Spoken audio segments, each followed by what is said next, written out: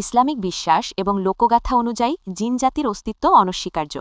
পবিত্র কোরআনে আল্লাহ তাআলা জিন ও ইনসানকে তার ইবাদতের জন্য সৃষ্টি করার কথা ঘোষণা করেছেন। তবে জিনদের মধ্যে ভালো এবং মন্দ উভয় প্রকারই রয়েছে। অনেক সময় দুষ্ট জিন, শয়তান বা আশিক জিন মানুষের প্রতি আসক্ত হয়ে পড়ে। জিন কেন কুমারী মেয়েদের প্রতি আসক্ত হয়? ইসলামিক স্কলার এবং আধ্যাত্মিক চিকিৎসকদের মতে জিনদের মানুষের প্রতি আকৃষ্ট হওয়ার পেছনে বেশ কিছু মনস্তাত্ত্বিক ও বাহ্যিক কারণ থাকে। সৌন্দর্যের প্রতি আকর্ষণ। জিনরা মানুষের অবয়ব এবং সৌন্দর্য দেখতে পায়। যদি কোনো মেয়ে পর্দা না করে বা শরীর উন্মুক্ত রেখে চলাফেরা করে, তবে দুষ্ট জিনরা তার প্রতি মোহিত হতে পারে। আয়নার সামনে অতিরিক্ত সময় কাটানো। প্রসাধন বা সাজগোজের জন্য দীর্ঘক্ষণ আয়নার সামনে থাকা এবং নিজের রূপ নিয়ে গর্ব করা জিনদের আকর্ষণের একটি বড় কারণ। অপরিচ্ছন্নতা ও অপবিত্রতা। জিনরা সাধারণত অপবিত্র স্থানে থাকতে পছন্দ করে। মাসিক বা অপবিত্র অবস্থায় ইসলামের বিধিবিধান যেমন দুয়া পড়া না মানলে জিনদের আক্রমণ সহজ হয়। নির্জনতা ও অন্ধকার। নির্জন স্থানে একা থাকা বা সন্ধ্যার সময় বাইরে অগোছালো অবস্থায় ঘোরাফেরা করলে জিনদের কুদৃষ্টি পড়ার সম্ভাবনা থাকে। সুগন্ধি ও খোলা চুল।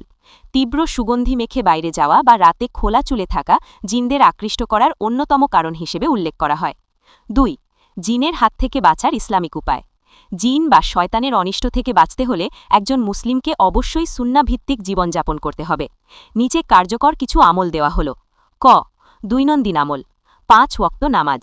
নিয়মিত নামাজ আদায়কারীকে আল্লাহ তার বিশেষ হেফাজতে রাখেন। সকাল সন্ধ্যার জিকির, মাসনুন দুয়া এবং জিকির জিনের জন্য একটি দুর্ভেদ্য দেয়াল তৈরি করে। আয়াতুল কুরসি। প্রতি ফরজ নামাজের পর এবং রাতে ঘুমানোর আগে আয়াতুল কুরসি পাঠ করা জিনের হাত থেকে বাঁচার মহৌষধ। সূরা বাকারা।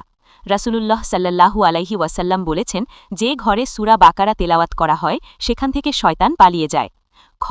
চলাফেরার সতর্কতা। বাথরুমে প্রবেশের দোয়া।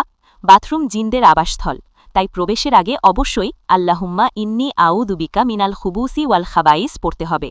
পোশাক পরিবর্তনের সময়। পোশাক খোলার সময় বিসমিল্লাহ বললে জিন ও মানুষের সাতার বা লজ্জাস্থানের মাঝে পর্দা পড়ে যায়। আয়না দেখার সময়।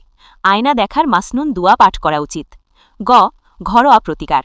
ঘরে কোনো প্রাণীর ছবি বা মূর্তি না রাখা, ফেরেশতা প্রবেশে বাধা পায়। সন্ধ্যা হওয়ার সাথে সাথে ঘরের দরজা জানালা বিসমিল্লাহ বলে বন্ধ করা। অকারণে রাত না জাগা এবং অন্ধকার ঘরে একা না থাকা। ৩. একটি শিক্ষণীয় ইসলামিক কাহিনী সংক্ষেপে। তাবেঈদের যুগে একজন ধার্মিক যুবতীর কথা পাওয়া যায়।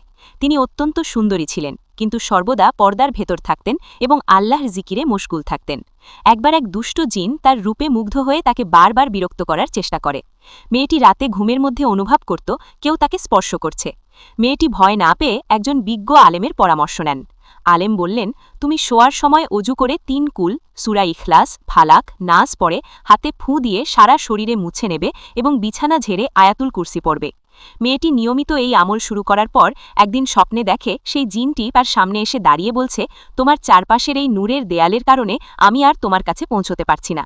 জিকির এবং আল্লাহর উপর তাওয়াক্কুলই ছিল তার মুক্তির একমাত্র উপায়। ৪. জিনের আসর হলে করণীয়। রুকিয়া। যদি কেউ মনে করেন তিনি জিনের দ্বারা আক্রান্ত, তবে ভণ্ড তান্ত্রিক বা কবিরাজের কাছে না গিয়ে শরঈ রুকিয়া বা কোরআনী চিকিৎসার সাহায্য নিতে হবে। সূরা ফালাক ও সূরা নাস, এগুলো জিন জাদুর প্রভাব নষ্ট করার জন্য শ্রেষ্ঠ সূরা। 7টি বড়ই পাতার পানি। বড়ই পাতা পিষে পানিতে মিশিয়ে সেই পানি দিয়ে গোসল করা এবং ওই পানিতে সূরা পড়ে ফু দেওয়া জাদুর চিকিৎসায় কার্যকর। খাঁটি মধু ও কালোজিরা, এগুলো শারীরিক ও মানসিক শক্তি বৃদ্ধি করে, যা জিনের প্রভাব কাটিয়ে উঠতে সাহায্য করে। উপসংহার: জিনদের থেকে ভয় পাওয়ার কিছু নেই যদি আমরা আল্লাহ নির্দেশিত পথে চলি। মনে রাখতে হবে, আল্লাহর অনুমতি ছাড়া কোনো জিন বা মানুষ কারও ক্ষতি করতে পারে না। এই স্ক্রিপ্টটি সম্পূর্ণ পড়ে শোনান।